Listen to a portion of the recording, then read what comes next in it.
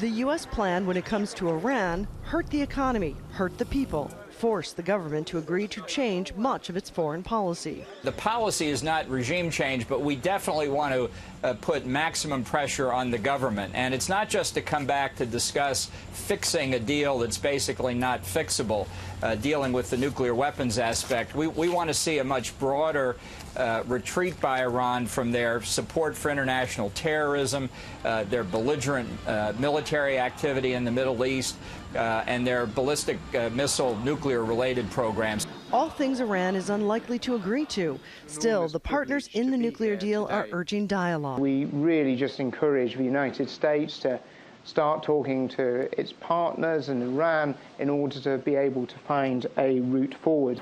The European Union is trying to protect its companies, taking the unusual step of issuing a blocking statement. That says European companies should ignore U.S. sanctions, but still, car companies, drug manufacturers, and many other big names are leaving Iran.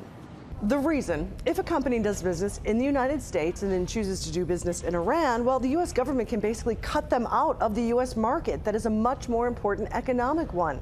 Government officials here say they will be watching closely, and they plan to aggressively enforce the sanctions that have been put in place. Still, the U.S. is going this alone. Unlike last time, the other major economies like China are vowing to continue to do business with Iran.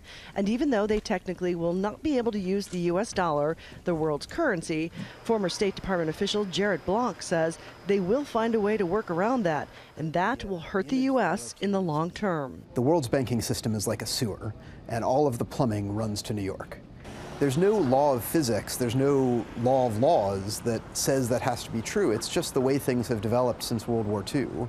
Right now, you've got the EU, which is, their economy is as large as ours. You've got China growing to the point that they will soon be larger than us.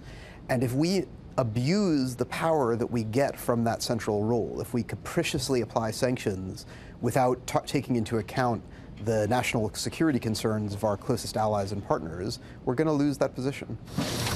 The Trump administration is betting the power of the U.S. dollar is key to all economic growth all around the world. Iran hoping that by the U.S. going it alone, that will no longer be the case. Patty Culhane, Al Jazeera, Washington.